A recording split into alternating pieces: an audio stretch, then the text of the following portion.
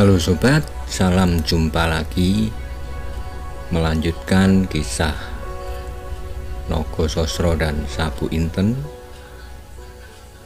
Kali ini dalam episode tingginya harga diri Wirosobo.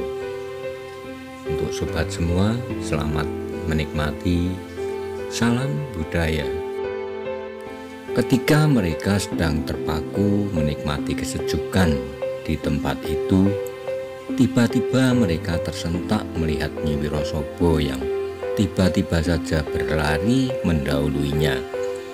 Pintu rumah itu yang ternyata tidak terkunci didorongnya kuat-kuat sehingga hampir saja ia jatuh tertelungkup. Ia segera menghilang di balik pintu rumahnya. Segera setelah itu terdengarlah suara Nyi Wirosobo bercampur isak yang tertahan.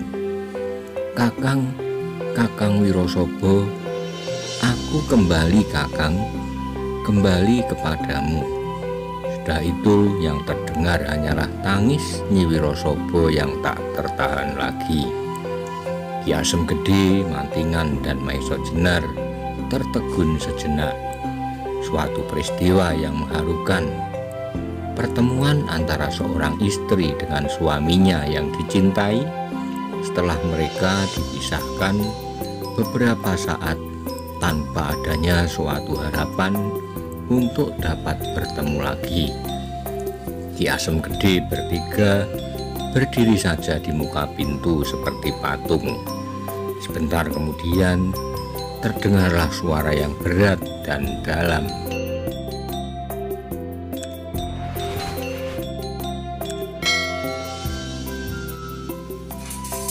Nyai, masihkah aku berhak menerima kau kembali, atau masih berhakkah kau kembali kepadaku? Mendengar jawaban itu, mendadak tangis Nyi Wirosobo terputus karena terkejut. Ia tidak begitu mengerti maksud jawaban suaminya, dan karena itu ia bertanya kepada Ki Wirosobo, "Apakah maksudmu, kakang?" "Nyai, kalau kau dibebaskan oleh Samparan dan kawan-kawannya setelah kau menyerahkan dirimu, maka kau tidak berhak lagi kembali kepadaku. Tapi kalau ada orang lain yang membebaskan engkau, Nyai, maka akulah yang tidak berhak menerima kau kembali." Mendengar penjelasan itu, Nyai Wirosobo terkejut bukan kepalang. Maka kembali meledaklah tangisnya. "Kakang, aku masih bersih seperti kemarin, kakang. Bukankah dengan demikian aku masih berhak kembali kepadamu? Kalau aku tidak lagi merasa berhak kembali kepadamu, kau hanya akan tinggal dapat mengenang namaku, sebab aku telah bertekad untuk mengakhiri hidupku. Tetapi kalau orang lain yang membebaskan aku, mengapa kau merasa tidak berhak lagi menerima aku?"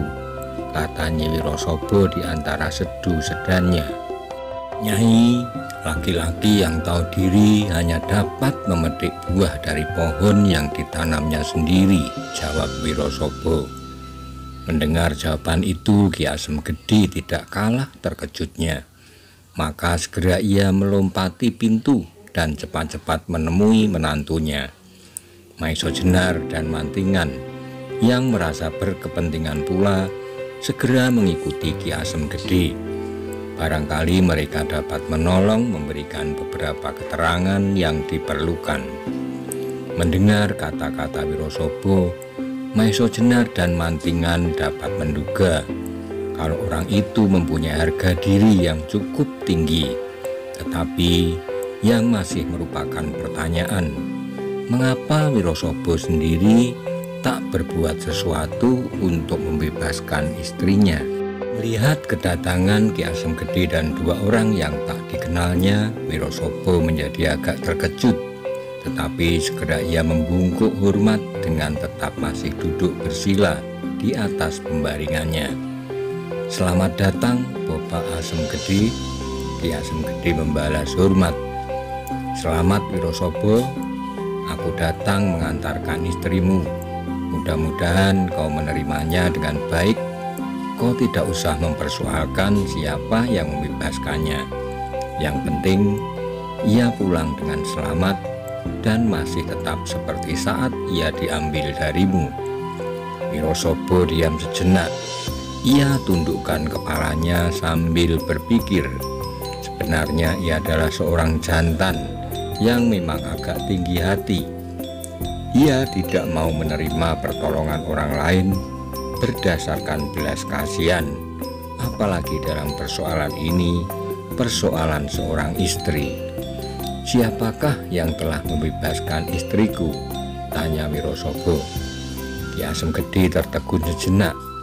Ingin ia mengaku telah membebaskan anaknya untuk menjaga perasaan menantunya, tetapi ia takut kalau dengan demikian ia dikira orang yang tak kenal budi. Sebaliknya, Maiso Jenar pun sebenarnya ingin mengatakan bahwa Ki Asem Gede telah membebaskan anaknya, tetapi ia pun takut kalau hal ini dianggap merendahkan orang tua itu. Melihat gelagat yang demikian, Ki Wirosobo dapat menebak bahwa seseorang telah membebaskan istrinya. Bahkan tidak mustahil kalau orang itu adalah salah seorang yang sekarang berada di hadapannya, atau kedua-duanya. Maka segera muncullah sifat tinggi hatinya. "Bopo Asem Gede, aku mempunyai dugaan bahwa orang itu telah membebaskan istriku. Aku juga mempunyai dugaan bahwa orang itu telah berhasil membebaskan istriku dengan kekerasan. Sebab mustahil Samparan dan Watu Gunung akan melepaskan korbannya begitu saja sebelum nyawanya dapat dicabut. Adakah orang yang menyabut nyawa tanpa pamrih?" Mendengar sindiran itu, hati Maiso Jenar terguncang hebat. Tidak kalah pula terperanjatnya Mantingan dan Ki Asem Gede, sehingga wajah mereka menjadi semburat merah. Nyi Wirosobo melihat gelagat yang kurang baik itu, dan kembali sebuah goresan tajam melukai hatinya yang sudah hampir sembuh. Cepat ia menjatuhkan diri di samping pembaringan suaminya, berlutut sambil menangis. "Kakang, aku telah kembali kepadamu. Jangan lepaskan aku lagi." Mendengar ratapan istrinya, sebenarnya hati Wirosobo terobek-robek karenanya. Ia pun sebenarnya sangat mencintai istrinya, sebagaimana istrinya mencintainya. Tetapi perasaan harga diri yang berlebih-lebihan telah melihat hati Wirosobo, sehingga sedikit pun tidak menunjukkan getaran perasaannya.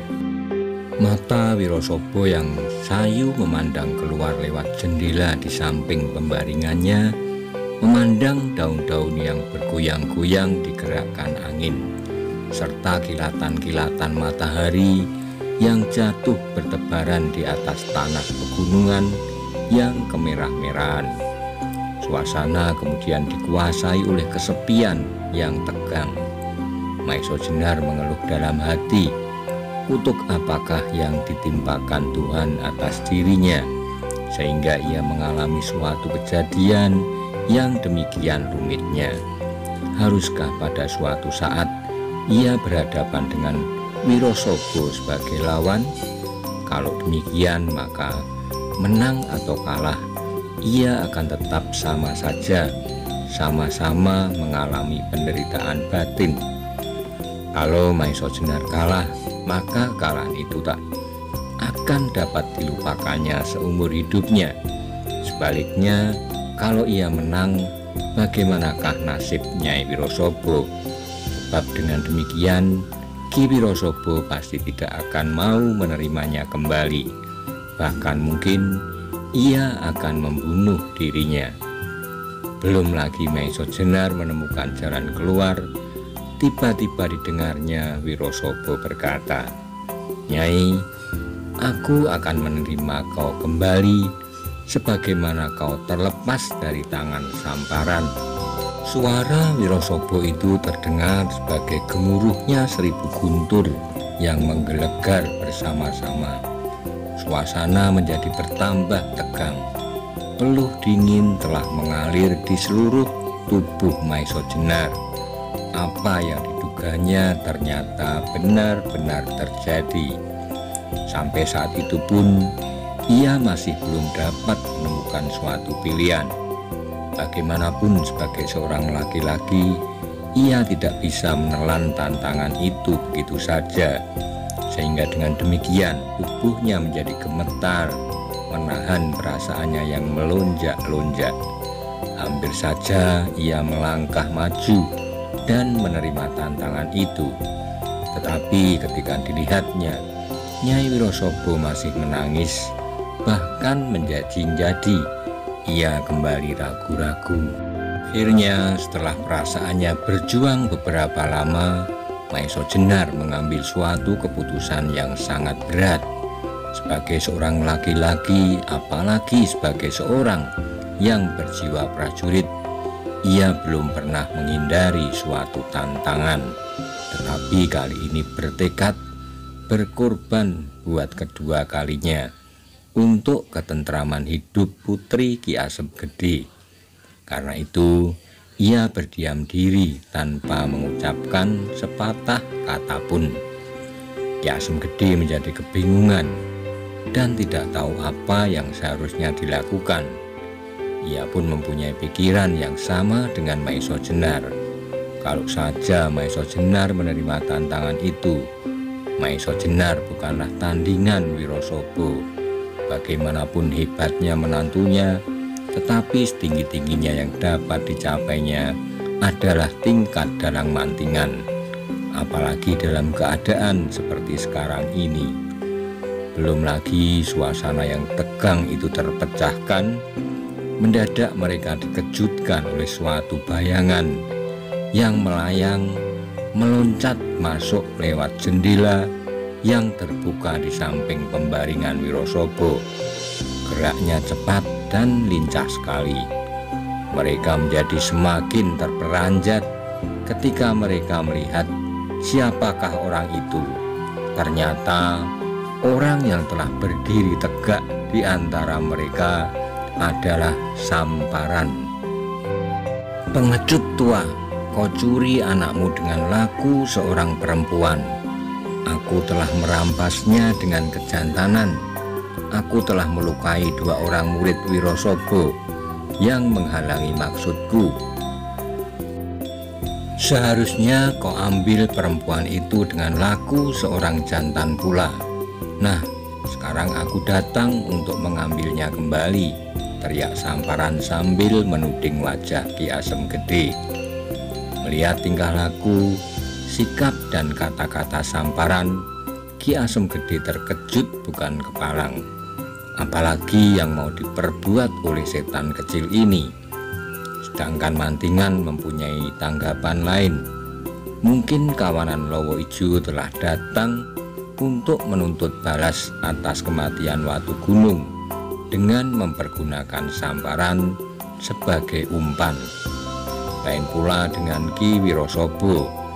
Melihat kedatangan Samparan dan mendengar kata-katanya, matanya menjadi berkilat-kilat, seakan-akan suatu cahaya terang memancar di dalam jiwanya. "Samparan, kau pun tidak berlaku jantan. Kau tidak mengambil istriku dari tanganku. Kau hanya berani melayani anak-anak yang baru dapat meloncat-loncat tak berarti. Kalau benar katamu, Bapak Ki Asem Gede mengambil istriku, Bapak Asem Gede ingin mengembalikan keadaan seperti semula. Nah, sekarang kalau kau inginkan istriku, ambillah ia dari tanganku dengan laku seorang jantan," sahut Wirosobo. Samparan tertawa dingin. "Kau bermaksud demikian?" Ki Wirosobo tertawa nyaring. Wajahnya kini menjadi cerah seperti cerahnya matahari. Maiso Jenar yang berotak cerdas segera menangkap arah persoalannya. Diam-diam ia memuji kelincahan otak Samparan. Tapi lebih dari itu, ia kagum maksud baik Samparan. Meskipun dengan tindakannya itu, ia menghadapi kemungkinan yang berat sekali. "Kau telah mengundang orang-orang ini untuk melindungi istrimu?" tanya Samparan dengan nada menghina. Wirosobo yang tinggi hati segera merasa tersinggung. Dengan marahnya ia menjawab, "Samparan, mulutmu terlalu lancang. Aku belum kenal mereka keduanya. Mereka datang bersama-sama Bapak Asem Gede. Urusan ini adalah urusan dengan kau. Jadi kau dan akulah yang harus menyelesaikan." Kembali Samparan tertawa dingin. "Wirosobo, jangan kau mimpi akan masa lampau. Memang beberapa tahun yang lalu kau merupakan seorang tokoh yang mempunyai nama cemerlang. Sebutanmu cukup menggetarkan.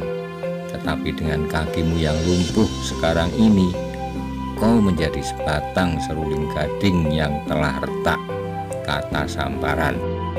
Maiso Jenar dan Mantingan terperanjat 2 kali lipat. Ternyata Wirosobo adalah orang yang terkenal dengan sebutan seruling gading. Seorang tokoh penggembala yang tak ada tandingannya di antara mereka. Kekuatan tubuhnya dan kepandaiannya meniup seruling merupakan suatu paduan yang susah ditemukan. Tetapi seruling gading itu kini sudah lumpuh. Kata-kata Samparan itu juga merupakan jawaban atas teka-teki yang selama ini selalu membelit pikiran Maiso Jenar dan Mantingan. Karena kelumpuhannya itu pula lah, agaknya maka Wirosobo tak berbuat sesuatu untuk membebaskan istrinya. Mendengar ejekan Samparan itu, hati Wirosobo menjadi terbakar. Ia sudah hampir tak dapat menguasai kemarahannya. Cepat tangannya meraih senjata dari bawah bantalnya.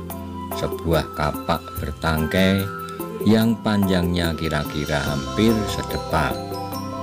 "Kalau kau tidak membawa senjata, Samparan, kau boleh meminjam senjata-senjataku. Manakah yang kau sukai?" kata Wirosobo sambil menunjuk ke sudut ruang. Pada dinding yang ditunjuk itu bergayutan bermacam-macam senjata. Kapak, tombak, pedang, keris, dan sebagainya. Perlahan-lahan Samparan berjalan ke sudut ruang tempat senjata itu bergantung. Dengan tenangnya ia mulai menimang-nimang senjata itu satu demi satu. "Wirosobo, alangkah banyaknya jenis senjatamu sebagai pertanda kebesaran namamu. Hanya saja tak satu pun sebenarnya yang cukup berharga kau pergunakan. Tetapi baiklah aku mencoba tombak pendekmu ini untuk melayani kapakmu yang terkenal itu." Wirosobo menjadi bertambah marah mendengar celaan itu, sehingga kemudian ia tidak sabar lagi. Ia telah bersiap dan menggeser tubuhnya ke tepi pembaringan.